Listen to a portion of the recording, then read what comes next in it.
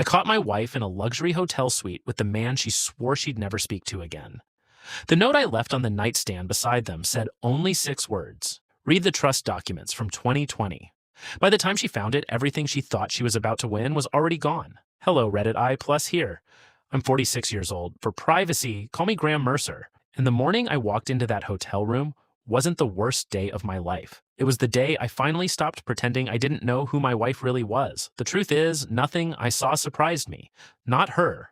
Not him. Not the look of panic when she realized I was standing there. I'd known about the affair for almost a year. I'd known she was secretly preparing for a divorce for 8 months. I'd known she planned to demand half of my company for 6 months. And I'd known the exact date she intended to serve me papers for nearly 7 weeks.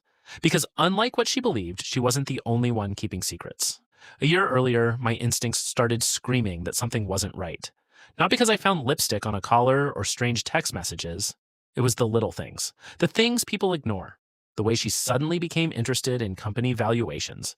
The way she casually asked how ownership shares worked. The way she started asking whether my business would automatically transfer to my children if I died. The questions sounded innocent, but they weren't. I know that now. My wife, Alyssa, and I had been married for 11 years. We met when I was 35, and she was 32. At the time, I owned a small cybersecurity consulting firm with less than a dozen employees. Nothing glamorous. Nothing that would attract a gold digger. Just long hours, coffee stress, and endless uncertainty. Back then, she loved me when I drove a used pickup truck. She loved me when our vacations consisted of roadside motels and discount flights. She loved me when success wasn't guaranteed. Or at least I thought she did. The first 7 years of our marriage were genuinely happy. Then everything changed. In 2020, one of the software platforms I'd been developing exploded in popularity.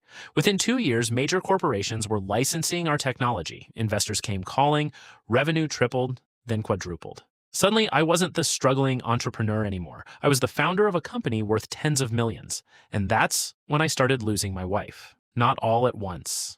Slowly, like watching a shoreline disappear during fog. She became obsessed with status, obsessed with appearances, obsessed with what other wealthy couples owned. Every conversation somehow drifted toward money, bigger homes, more investments, private clubs, luxury travel. People she'd never cared about suddenly became important because they had wealth. Meanwhile, she became colder toward me. Physical affection disappeared. Date nights disappeared. Conversations disappeared. By the beginning of last year, we were essentially roommates. She lived in one world, I lived in another. Then one evening, she forgot her tablet at home. A message flashed across the screen. I wasn't trying to snoop. I simply saw the notification. A man's name, a heart emoji, and one sentence. I can't wait until it's finally over. That was the moment everything started. The next morning, I hired a private investigator, a retired federal agent named Victor Sloan. The man had spent 20 years tracking financial criminals and insurance fraud schemes. He was methodical, patient, invisible. I told him I wanted facts, nothing else. No guesses, no assumptions. Facts.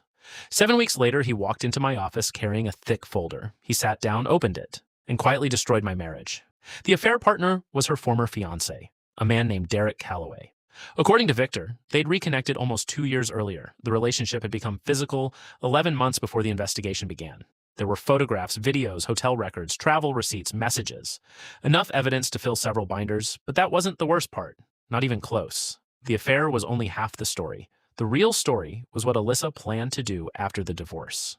Victor slid another folder across my desk. Inside were records showing she'd been meeting with one of the most aggressive divorce attorneys in the state for months. They weren't simply planning a separation. They were planning an ambush. The strategy was brilliant and ruthless. Wait until my company entered final negotiations with a major acquisition group. File for divorce at the exact moment the deal became public. Claim a significant portion of the company's increased value. Threaten litigation. Delay the acquisition. Force me into a settlement worth millions. According to Victor's sources, they believed I'd pay almost anything to protect the deal. What neither of them knew was that the company they intended to target wasn't actually mine anymore, at least not in the way they thought. 3 years earlier, after a conversation with my estate attorney, I had quietly transferred most of my ownership interest into an irrevocable trust designed to protect future assets and ensure long-term stability for my children. At the time, it seemed like boring legal paperwork. Now it was about to become the most important decision I'd ever made. I remember sitting alone in my office after Victor left, looking out the window, thinking about all the years Alyssa and I had spent together, the vacations, the birthdays, the promises, the life we built, and wondering exactly when she stopped being my partner and started seeing me as an opportunity. That night she came home smiling. She kissed me on the cheek, asked how my day was, told me she loved me. Then she went upstairs and texted another man while I sat downstairs reading evidence of their affair. I didn't confront her, I didn't yell, I didn't cry. Instead, I called my attorney, and together we started preparing for October 14th, the day Alyssa planned to destroy my life. The day she expected to walk away with half my fortune. The day she believed she'd finally won. What she didn't realize was that by the time October arrived, I had already spent months building a trap she would walk into all by herself. And on the morning I found her in that hotel room with Derek, the trap finally snapped shut. When I left that hotel suite, I didn't wait around for explanations. I didn't need them. There was nothing Alyssa could say that would change what I'd already known for months. The elevator ride down felt strangely peaceful. No anger, no heartbreak, just relief. The pretending was finally over. As I walked through the lobby, my phone buzzed. It was my attorney, Leon Barrett. "Did you get what you needed?" he asked. "More than enough." "Good," he replied. "Because she filed this morning." I actually laughed, not because it was funny, because it was predictable. Alyssa had followed the plan exactly. At 8:03 a.m., her attorney filed for divorce. At 8:17 a.m., their office sent a request seeking temporary restrictions on my company assets. At 8:31 a.m., they submitted documents claiming Alyssa had contributed significantly to the growth of my business and deserved half of its appreciation. By 9 a.m., they believed they were in control. At 9:15 a.m., they learned they weren't. Leon called me back an hour later. "Alyssa's attorney is demanding financial disclosures." Expected. "They specifically want ownership records for Mercer Dynamics." I smiled. "Send them everything." There was a long pause. Then Leon chuckled. "This is going to be fun." For months, we'd been preparing for this moment. Every document, every transfer, every trust agreement, every tax filing, perfectly legal, perfectly documented, and completely devastating to their case. You see, 3 years earlier, after a major health scare, I'd spent months restructuring my estate. Not because I expected a divorce, because I wanted to protect my children if something happened to me. At the time, my attorney suggested placing the majority of my ownership stake into an irrevocable family trust. The trust owned the shares, not me. I remained CEO. I remained employed. But the ownership itself had been transferred years before Alyssa ever started planning her divorce. Everything was disclosed, everything was legal, everything had been properly recorded, which meant the company she'd spent months planning to seize wasn't actually sitting in my name anymore. And when her attorney finally reviewed the trust documents, the reaction was immediate. 3 days later, we had our first settlement conference. Alyssa walked into the room looking confident, almost smug. She wore the same expression she'd worn for months, the expression of someone who thinks they've already won. Then Leon handed over the trust paperwork. I watched her attorney's face first, not Alyssa's. The attorney began flipping through pages, then flipping faster, then slowing down, then rereading sections. Her expression changed. Confusion, concern, panic. Alyssa noticed. "What's wrong?" she whispered. The attorney didn't answer. Instead, she kept reading. Finally, Alyssa grabbed the documents herself. I will never forget the look on her face. The color drained from it instantly. "What is this?" she asked. Leon answered calmly. "Those are the ownership records." Alyssa looked at me. "What did you do?" "Estate planning." "You transferred the company?" "Years ago." "You hid this from me." "No." Leon slid another document across the table. "Your signature acknowledging receipt is on page 4. The room became silent. Alyssa stared at the paper, then stared at me, then back at the paper. Because Leon was right. She had signed it 3 years earlier. At the time, she'd barely glanced at the documents. She'd been more interested in dinner reservations than legal paperwork. Now that oversight was costing her millions. The meeting ended badly, very badly for her. The next few weeks became increasingly chaotic. As more information surfaced, more lies unraveled. The affair evidence became part of discovery. Financial records were examined. Hidden accounts were uncovered. Luxury gifts purchased for Derek were traced. Private trips she'd claimed were girls' weekends suddenly looked very different. Then came the biggest surprise, for me anyway. Victor called late one evening.